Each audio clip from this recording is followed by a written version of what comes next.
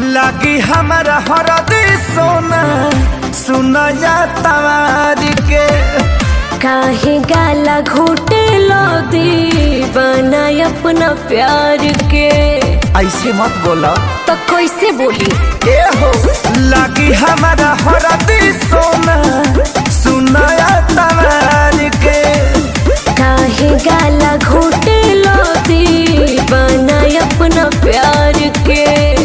होई जइबू अखिया के हमारा तू सपना पूछी हाँ जानी की कहाँ जाइबो।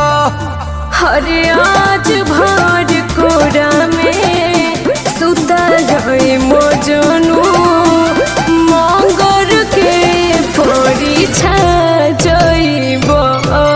हरे आज भर कोरा में सुतल रही मजनू मंगर के परीक्षा